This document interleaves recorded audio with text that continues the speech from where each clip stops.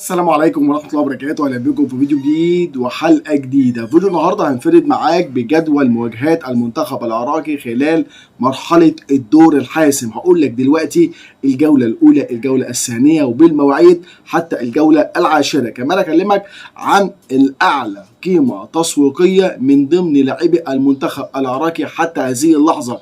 كمان أكلمك عن اللاعب اللي من أصول عراقية، اللاعب نوح درويش، اللي بيتلقى خبر مهم جدا وخبر صار، ونتمنى له يا رب التوفيق خلال الموسم المقبل باذن الله.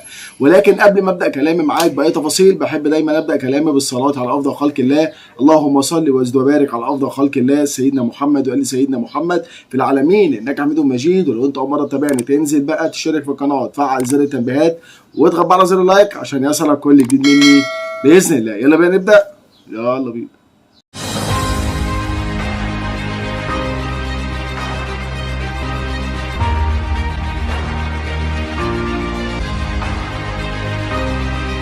بسم الله. هبدأ كده باللاعب اللي من أصول عراقية، اللاعب نوح درويش، المتواجد حاليا في صفوف نادي برشلونة. حب أكد لك إن المدرب الألماني فليك اتخذ قرار مهم جدا بشأن مستقبل اللاعب باستدعائه للفريق الأول لنادي برشلونة، وهيكون جاهز كمان للاستعدادات والتحضيرات القادمة لنادي برشلونة من خلال المعسكر القادم وكمان المواجهات الودية.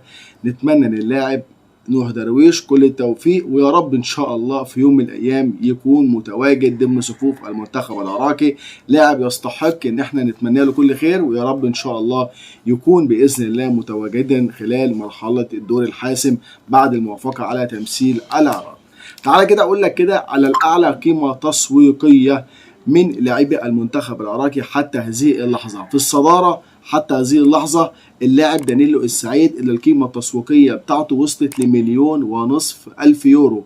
اللاعب رقم 2 منتظر الماجد، واللي وصلت القيمة التسويقية لهذا اللاعب 1,500,000 يورو. في المركز الثالث علي الحمادي والقيمة التسويقية 1,000,000 يورو. في المركز الرابع زيدان إقبال والقيمة التسويقية 1,000,000 يورو. في المركز اللي المفروض يكون في الاول ولكن هننتظره بعد العوده من الاصابه، اللاعب كيفن يعقوب، ولو عاد من الاصابه اعرف ان القيمه التسويقيه هتصل ل1,600,000 يورو، يعني هيتخطى كل هؤلاء اللاعبين. يستحق دانيلو السعيد اكتر من كده. نتمنى له الشفاء العاجل والعوده باذن الله الى الملاعب، لانه هيكون باذن الله احد اسباب الوصول الى كاس العالم مع المنتخب الوطني العراقي.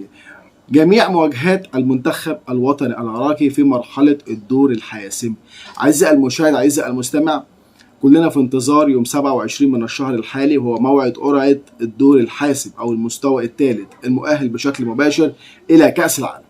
أحب أكد لك أن المستويات جاء فيها كل من المستوى الأول يأتي فيه اليابان، إيران، كوريا الجنوبية. المستوى الثاني أستراليا، قطر، المنتخب العراقي. المستوى الثالث أوزبكستان، السعودية، الأردن. المستوى الرابع الإمارات، عمان، البحرين. المستوى الخامس الصين، فلسطين، قازاخستان. المستوى السادس كوريا الشمالية والكويت وأندونيسيا. أحب أكد لك إن القرعة هتكون كالتالي: هيتم توزيع ال 18 منتخب إلى 3 مجموعات، كل مجموعة هتضم 6 منتخبات، وكل منتخب بيلعب نظام دوري مع بعض مع ال5 منتخبات اللي معاه في نفس المجموعة عشان يلعب 10 جولات، منهم 5 جولات ذهابا و5 جولات إيابا.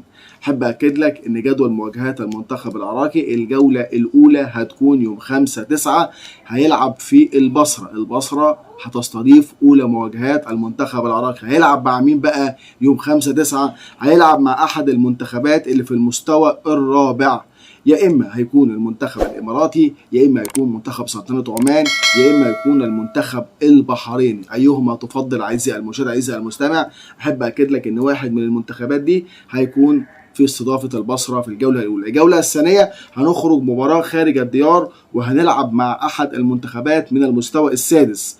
هنلعب مع اندونيسيا او الكويت او كوريا الشماليه، وده هيكون خارج الديار يوم 10/9 عشان تكون تاني الجولات. اتمنى ان المباراتين دول يكونوا ب6 نقاط بلا اي طبعا فصال. 6 نقاط مضمونين مليار المية. تلعب الجولة الأولى يوم 5/9 مع أحد المستوى في المستوى الرابع، وبتلعب خارج الديار مع المستوى السادس. فأنا شايف 6 نقاط بينادوا العراق. تعال نشوف كده الجولة الثالثة اللي هتكون يوم 10/10 هنلعب مع مين؟ هنلعب في البصرة مع أحد المنتخبات اللي في المستوى الخامس. زي مين؟ زي الصين، زي في كرجغستان، زي كمان منتخب فلسطين. يعني هنلعب الجولة الثالثة يوم 10/10 مع أحد المنتخبات الثلاثة. برضو 3 نقاط ما ينفعش نفرط فيهم نهائيا. أتمنى التركيز ثم التركيز ثم التركيز. طيب الجولة الرابعة هتكون 15/10 هتكون خارج الديار، ودي هتكون أصعب مباراة هيواجهها المنتخب العراقي. هيلعب خارج الديار وهيلعب مع أحد المنتخبات اللي في المستوى الأول. زي مين؟ زي اليابان أو إيران أو كوريا الجنوبية. هنكون خارج الديار. شوف بقى هنلعب مع مين في الوقت ده. اتمنى تقول لي رايك في التعليقات، ولكن انا بقول لك اصعب مواجهه ليه؟ تلعب على المستوى الاول، تلعب خارج الديار في مباراه هتكون هي الاصعب حتى هذه اللحظه من بعد طبعا مرور 4 جولات. الجوله الخامسه هتكون يوم 14/11 المقبل. العراق هيستضيف احد المنتخبات من المستوى الثالث. المستوى الثالث اللي هيكون فيه اوزبكستان، السعوديه، الاردن. ايهما تفضل اعزائي المشاهد اعزائي المستمع؟ بعد كده العراق في الجوله السادسه هيخرج بره من تاني وهيستضيف يعني او هيكون في ضيافه المستوى الرابع اللي فيه الامارات، سلطنه عمان، البحرين. يبقى هنا هنبدا نلعب مع نفس المنتخبات اللي بدانا معاها في الجوله الاولى، ولكن بعد ما كنا بنلعب على ارضنا هنكون خارج الديار. يبقى احنا هنكون يعني خارج الديار مع احد المنتخبات اللي في المستوى الرابع. بعد كده الجوله السادسه 20/3 ودي هتكون في رمضان باذن الله، رمضان القادم 20/3 2025. الجوله السابعه عفوا العراق هيلعب مع احد المنتخبات على ارضه من اصحاب المستوى السادس، المستوى الاخير، كوريا الشماليه، الكويت، اندونيسيا، احد المنتخبات الثلاثه.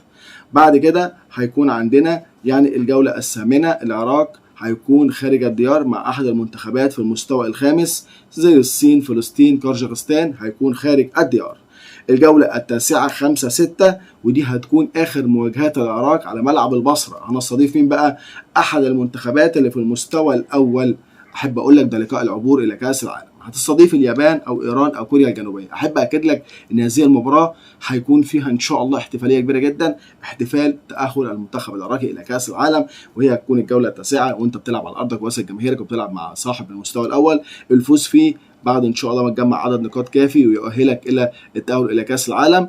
احب اكد لك ان احنا هنكون باذن الله امام موعد تاريخي مع هذه المباراة. الجولة العشرة والأخيرة هتكون يوم 10/6. العراق هيلعب خارج الديار مع أحد المنتخبات في المستوى الثالث زي أوزبكستان، السعودية، والأردن. طبعا ده جدول مواجهات المنتخب العراقي. الجدول بالتوضيح هينزل بعد القرعه، بس انا حبيت اوصل لك قد ايه ان البدايه ممكن تكون سهله بسيطه ان شاء الله باذن الله في المتناول.